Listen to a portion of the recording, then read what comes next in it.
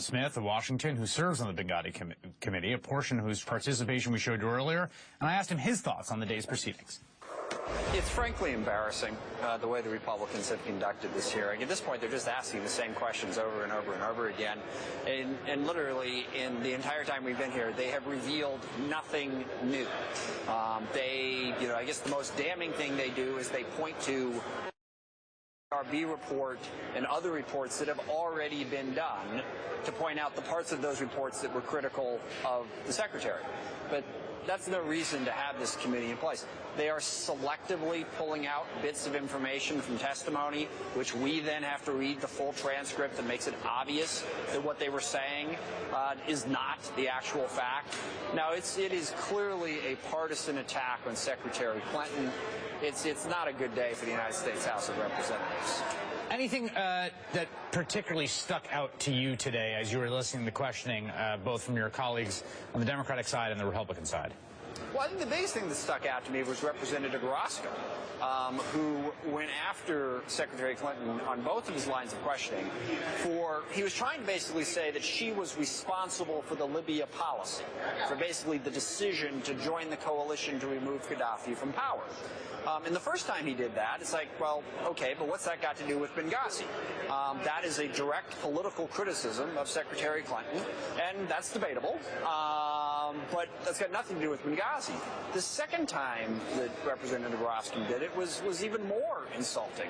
He went after her, trying to claim that she was trying to take political credit for the policy, citing random emails and stuff.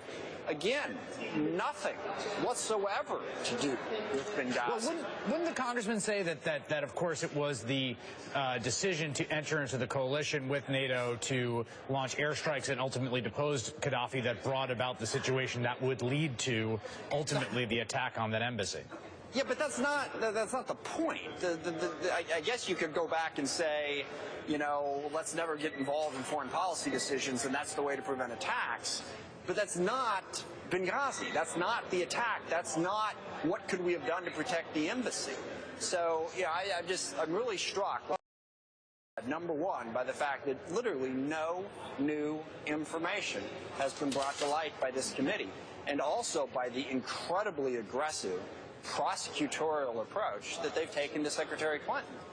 Even while claiming that that's not their intent. If you watch the video, if you watch what's going on in there, you would be absolutely certain that their mission was to take down Secretary Clinton. Congressman, obviously we've seen a tremendous amount of polarization in Congress over the last 20 years, and it's very polarized right now. And even with that, if you report on the Hill and you report on committees, you know that committees have to work together, majority and minority staff. There is a certain amount of collegiality, there's a certain amount of inter-staff just process work that has to be done.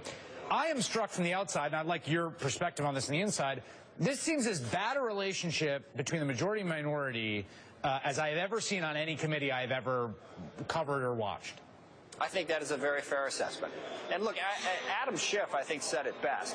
The only way this committee was ever going to have any relevance is if we reached some bipartisan conclusions.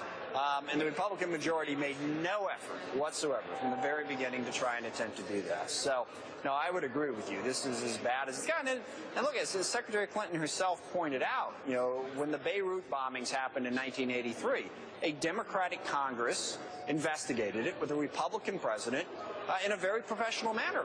She even cited the embassy bombings in 1998 when that Republican Congress, investigating a Democratic president, did it in a responsible way. So in the past, we've been able to do this in a bipartisan way.